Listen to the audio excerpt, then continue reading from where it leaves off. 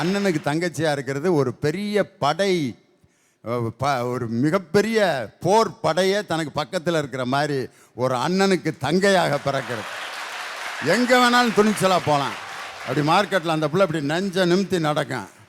யாராவது அப்படின்னா எங்கள் அண்ணன், அவ்வளோதான். அவங்க அண்ணன்ட்ட போய் சொன்னால் உடனே பைக் எடுத்துட்டு என்னடா என்ன என் தங்கச்சியா பேத்துருவேன் அப்படின்னா. அக்கா தம்பி இருக்கு பார்த்தீங்களா, அந்த தம்பி மாதிரி கொடுத்து வச்ச மகாராசியம் உலகத்தில் வேற யாருமே இருக்க முடியாது. அவங்க அப்பா அம்மாட்ட கிடைக்காத பாசம் அந்த அக்காட்ட தான் கிடைக்கும். அந்த அக்காங்கிறது அவனுக்கு அப்படி ஒரு சொந்தம்.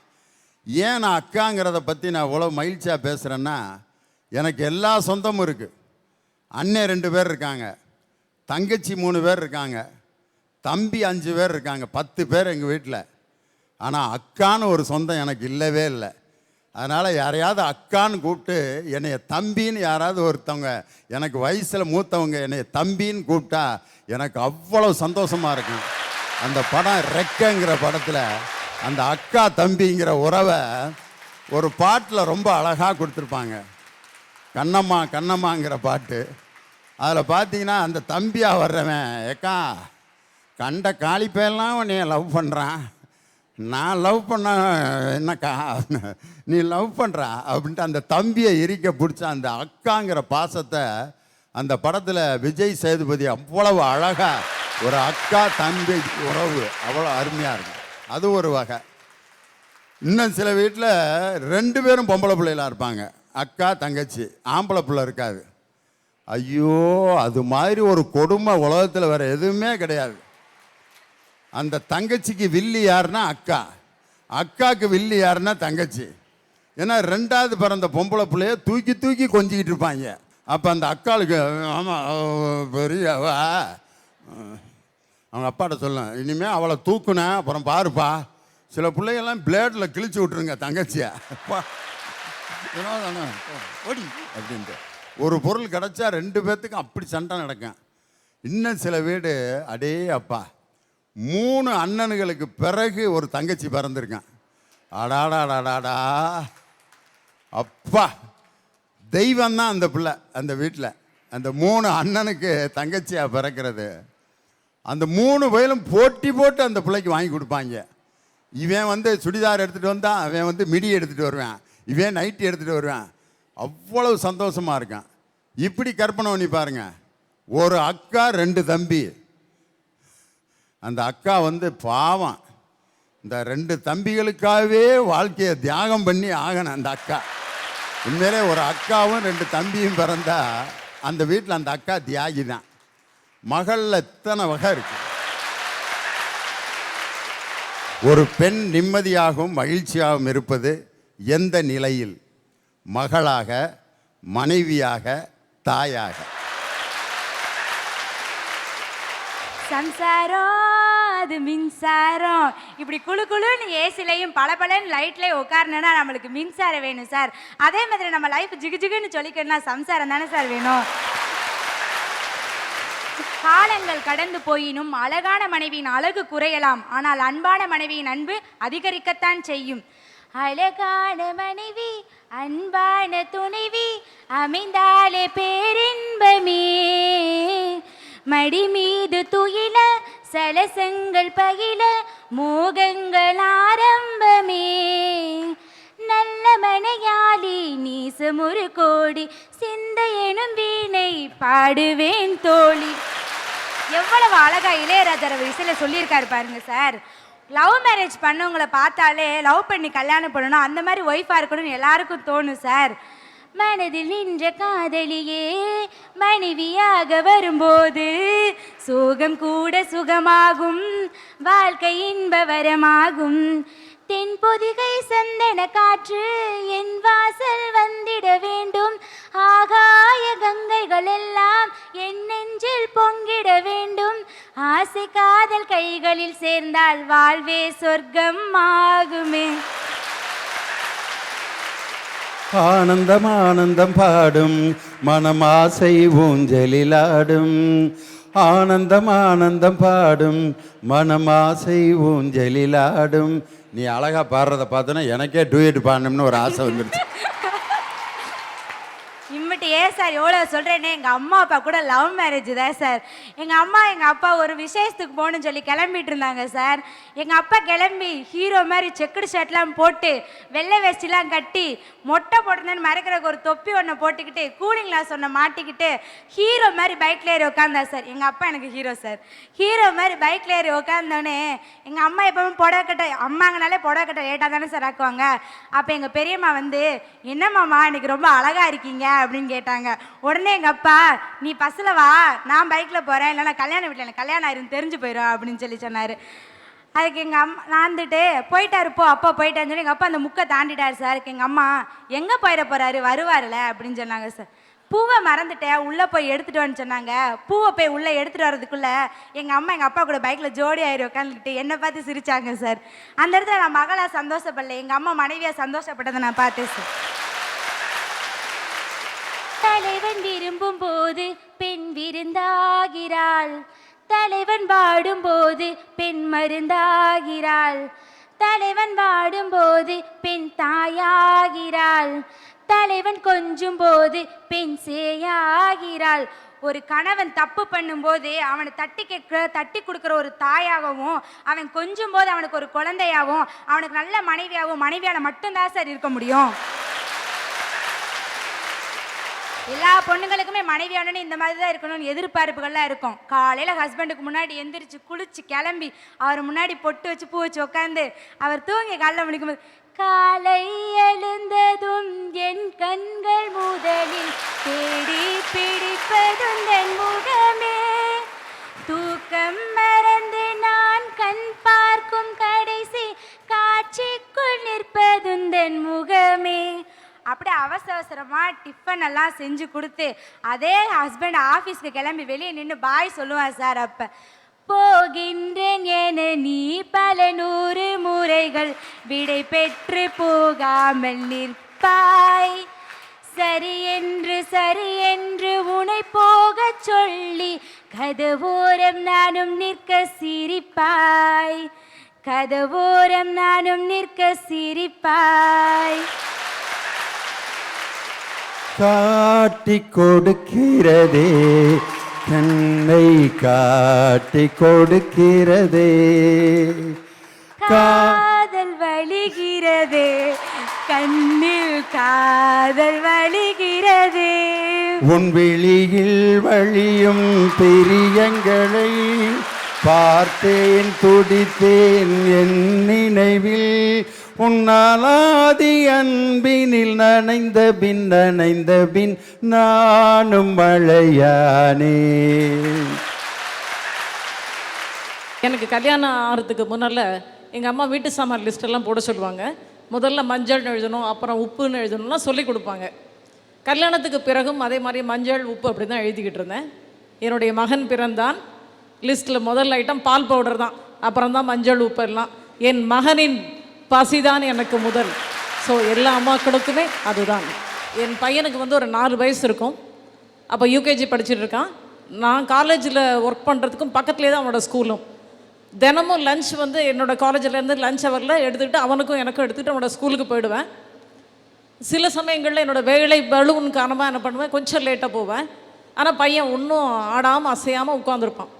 அது மாதிரி ஒரு நாள் லேட்டாக போன சந்தர்ப்பத்தில் என் பையனுக்கு பின்பக்கம் நான் நிற்கிறேன். நான் நின்னது தெரியாமல் அவனுடைய ஃப்ரெண்டு பக்கத்தில் அவனுக்கு பேசிகிட்டு இருக்கான்.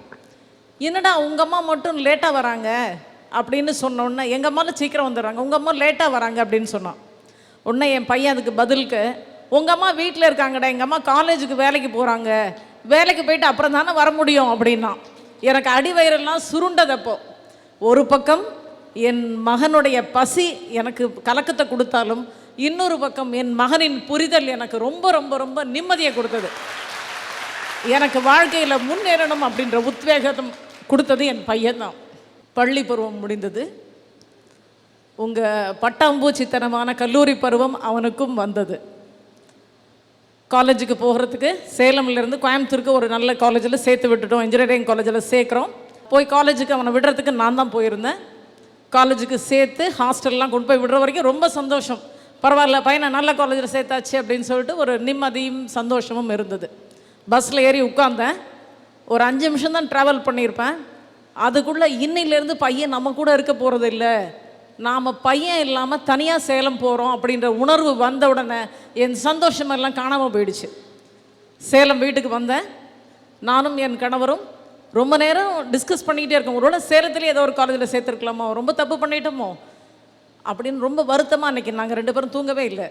என் வீடு எப்பொழுதும் என் மகனின் கேலியும் கிண்டல்களும் சிரிப்புமாக நிறைந்து இருந்தது. ஸோ அவன் இல்லாமல் எப்படி நம்ம இருப்போம் அப்படின்னு சொல்லிட்டு ரொம்ப கவலைப்பட்டோம். ஒரு மாதிரி அட்ஜஸ்ட் பண்ணிக்கிட்டோம். உங்கள் அப்பா அம்மா அட்ஜஸ்ட் பண்ணிக்கிற மாதிரி 1 மாதம் போனது, 1 வருடம் போனது, அப்படியே கொஞ்சம் கொஞ்சமாக தேத்திக்கிட்டோம். ஒரு சமயம் வந்து அவனோட ஃப்ரெண்ட்ஸை கூட்டிகிட்டு சேலம் வந்திருக்கான். அந்த ஃப்ரெண்ட்ஸை கூட்டிகிட்டு சேலம் வந்த பொழுது என்னுடைய சமையல்லாம் ரொம்ப யூஸ்வலாக நல்லா பண்ணுவேன். பசங்கள்லாம் சாப்பிட்டுட்டு ரொம்ப தமாஷாக பேசிக்கிட்டு இருக்காங்க. என் மகனின் நண்பர்கள் எல்லாருமே என்கிட்ட ரொம்ப அன்பாக இருப்பாங்க. அவன் பேசும் பொழுது ஒரு பையன் சொல்கிறான், ஆண்டி எங்கள் பேட்ச்லேயே கேர்ள் ஃப்ரெண்ட்ஸ் இல்லாத ஒரே பையன் உங்கள் பையன்தான் அப்படின்னா. எனக்கு ஆச்சரியமாக இருந்தது. அப்புறமா அவங்க போனதுக்கப்புறம் கேட்டேன், கண்ணன் நிஜமாவே உனக்கு கேர்ள் ஃப்ரெண்ட்ஸ் இல்லையா, அப்படி சொல்ல சொன்னியா அப்படின்னேன். நிஜமாவே இல்லைம்மா. நான் ஏன்டா உனக்கு க்ரஷ் அப்படிலாம் ஒன்றும் கிடையாதா, பொய் சொல்லாமல் சொன்னேன். ஆமாம் உண்மையை சொல்கிறேன், எனக்கும் க்ரஷ் இருந்தது. ஆனால் உன் முகம், உன் கனவுகள், நம்ம குடும்ப சூழ்நிலை இதெல்லாம் ஞாபகம் வரும்போது க்ரஷ் தன்னை போல் போயிடுச்சு. அதுதான் உண்மை. இதை கேட்ட பொழுது எந்த அம்மாவிற்கு சந்தோஷம் இல்லாமல் இருக்கும்? எங்கள் அம்மா தமிழ் வாத்தியார், தமிழ் ப்ரொஃபஸர். அப்பப்போ காலேஜுக்கு வந்துடுவாங்க. ஒரு நாள் மத்தியானம் எங்கள் அப்பாவுக்கு சாப்பாடு வச்சு கொடுத்தேன். எங்கள் அப்பாவுக்கோ அம்மா இல்லை. பார்த்தா 2 சொட்டு கண்ணீர் விட்டாது வச்ச உடனே. என்னப்பா அப்படின்னேன். எங்கள் அம்மா இல்லைன்னு நான் ஃபீல் பண்ணலடா, எனக்கு 2வது அம்மாவா நீ இருக்கடா அப்படின்னாரு. ரொம்ப சந்தோஷமாக இருந்துச்சு சார். அது நான் மகளாக இருக்கும் போது மட்டுமே எனக்கு கிடைக்கும். 2 மாதத்துக்கு முன்னாடி ஸ்டேட் லெவல் யோகா காம்படிஷன் ஒன்று வச்சாங்க. எங்கள் காலேஜ்லேயோ ட்ரில் டெஸ்ட்டுன்னு ஒன்று நடக்கும். காலையில் ஃபஸ்ட்டு பீரியட் நடக்கும் சார், போனோடனே நடக்கும். முதல் நாள் படிச்சிருக்கவே மாட்டோம். மறுநாள் நாள் கூப்பிட்டாங்க எக்ஸாமுக்குன்னு, போய் உக்காந்தாச்சு. அப்போ எங்கள் அம்மா கூப்பிட்டாங்கன்னு சொல்லி அழைப்பு வந்துச்சு. எப்போ கிளாஸு கட் ஆகுதுன்னு ஓடிட்டேன். அங்கே போனால் அதோட பெரிய ஆப்பு ஒன்று ரெடியாக இருந்துச்சு. என்னென்னா அந்த காம்படிஷனா. எங்கள் சார் சொல்லி விட்ருக்காரு, உங்கள் பொண்ணை இப்படி செய்ய சொல்லுங்கன்னு. எங்கள் அம்மாவும் ஒன்றும் சொல்லாமல் சரி செய்யுமா அப்படின்ட்டாங்க. என்ன சொல்ல, சரி அங்கே டெஸ்ட்டுக்கு இதுவே பெட்டர்னு சொல்லி இங்கே வந்து 2 யோகாசனம் மட்டும் செஞ்சுட்டு போயாச்சு. 2 நாள் கழித்து ரிசல்ட் வந்துச்சு. என்னன்னா உங்கள் பொண்ணு ஸ்டேட் லெவலில் செகண்டுன்னு. ரொம்ப சந்தோஷமாக இருந்துச்சு சார். டெஸ்ட்டும் கட்டாயி ஒரு ப்ரைஸும் கிடச்சிச்சு. அப்படியே அப்போ எங்கள் சார் கேட்டார் எங்கள் அம்மாட்ட, எப்படி மேம் உங்கள் பொண்ணை பற்றி நல்லா தெரிஞ்சு வச்சுருக்கீங்க, சூப்பர் அம்மா மேம் நீங்கன்னு. அப்போ எங்கள் அம்மா சொன்னாங்க, நான் நல்ல அம்மா இல்லை சார், அவன் நல்ல பொண்ணாக்க போய் தான் அங்கே நான் நல்லா அம்மாவாக தெரிஞ்சேன்னு. எங்கள் அப்பா அம்மா நானும் 3 ஒன்றா தான் உட்காந்து சாப்பிடுவோம். அன்றைக்கி சாப்பிடும் போது எங்கள் அப்பா நல்லா இருமிக்கிட்டாரு. எங்கள் அம்மா திட்டினாங்க, தண்ணி தான் பக்கத்தில் இருக்கல எடுத்து குடிக்க வேண்டியதானேன்னு. அப்பையும் இருமிக்கிட்டே இருந்தார். நான் தலையில் 2 தட்டு தட்டி தண்ணியை கொடுத்தேன்.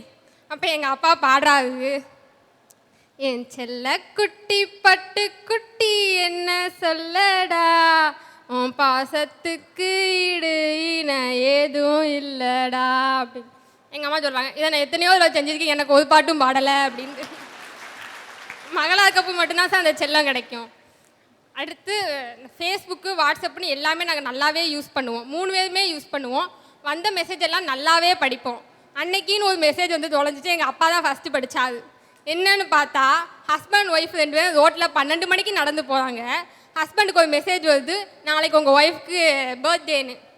அதை பார்த்து உங்கள் ஒய்ஃப்க்கு என்ன கிஃப்ட் கொடுப்பீங்கன்னு. அதை படிச்சுட்டு எங்கள் அம்மா கேட்காங்க, எனக்கு என்ன கிஃப்ட் கொடுப்பீங்கன்னு. எங்கள் அப்பா என்ன சொல்லணும்னு தெரியாமல் கையில் 10 பாக்கெட்டில் 10 பைசா இல்லையாம்.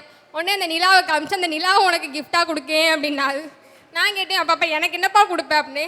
அந்த நிலா என்னடா பெரிய நிலா, உனக்கு ஒரு பாட்டு பாடுறேன்டான்னு சொல்லிட்டு, உன்முகம் பார்த்தால் தோணுதடி, வானத்து நிலவு சின்னதடி, மேகத்தில் மறைந்தே பாக்குதடி, உன்னிடம் வெளிச்சம் கேட்குதடி, அதை கையில் பிடித்து ஆறுதல் உரைத்து வீட்டுக்கு அனுப்பு நல்லபடி, இந்த மண்ணில் இது போல் யாரும் இங்கே இன்னும் வாழவில்லை என்று தோன்றும். இந்த பாட்டுக்கு நேஷ்னல் அவார்டு வாங்கின பாட்டு சார். எதுக்கு கொடுத்தாங்கன்னா, அந்த பாட்டில் அந்த மகள் எப்படி சந்தோஷமாக இருக்கான்னு காமிச்சிருப்பாங்க. அதனால தான் நேஷ்னல் அவார்டே கிடச்சிச்சு.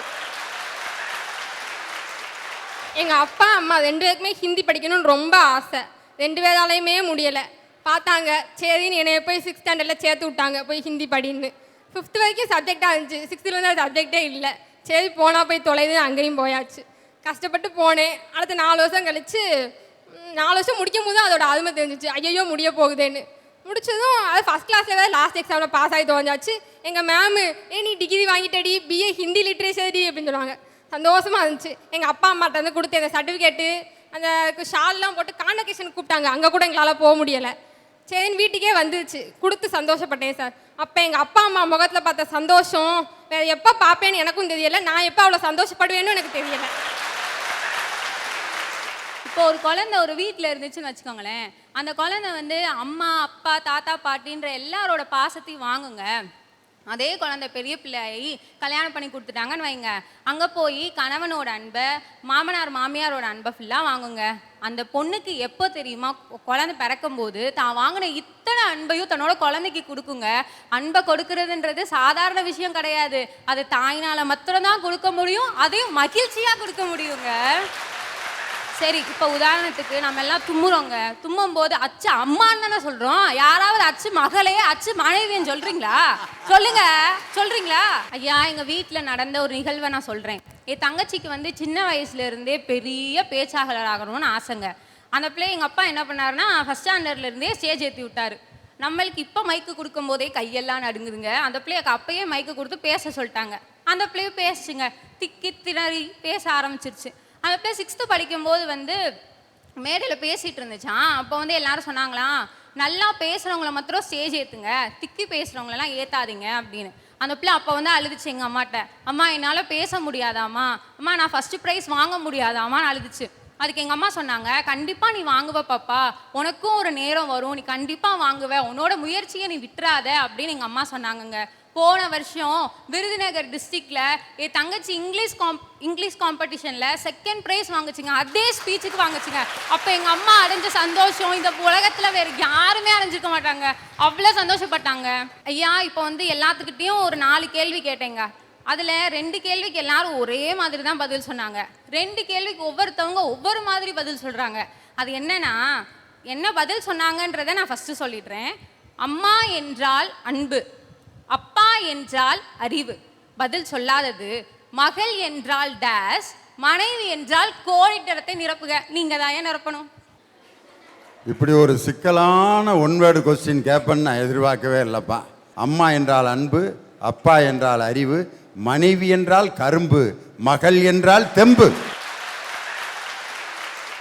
ஐயாவே உண்மையே சொல்லிட்டாருங்க. ஆனால் இதுக்கு உண்மையான பதில் என்ன தெரியுமா? அம்மா என்றால் அன்பு, அப்பா என்றால் அறிவு, மகள் என்றால் செலவு, மனைவி என்றால் பிளவுங்க. அது தெரியாம வந்து உட்காந்துருக்காங்க நிறைய பேர் மகளுக்கும் மனைவிக்கும் பேச. புத்தர் வந்து தன்னோட சீடர்களுக்கு சில தத்துவங்கள் சொன்னாராம். என்னன்னா, 1 வருட பலனுக்கு நெல்லை நடுங்கள், 30 வருட பலனுக்கு மரத்தை நடுங்கள், 100 ஆண்டு பலனுக்கு கல்வியை கொடுங்கள்னு சொன்னாராம். அதனால தான் தாய்மார்கள் நான் வந்து வெயிலில் வேலை பார்க்குறேன், மழையில் வேலை பார்க்குறேன்னு நினைக்காம தன்னோட பிள்ளைய அப்படி படிக்க வைக்கிறாங்கய்யா. அந்த பையன் படித்து ஒரு மேடையில் ப்ரைஸ் வாங்கும்போது அவங்க படுற சந்தோஷம் இருக்குது பார்த்தீங்களா, அது இந்த உலகத்தில் எவ்வளோ காசு கொடுத்தாலும் கிடைக்கவே கிடைக்காது. அவ்வளோ பெரிய சந்தோஷப்படுவாங்கய்யா.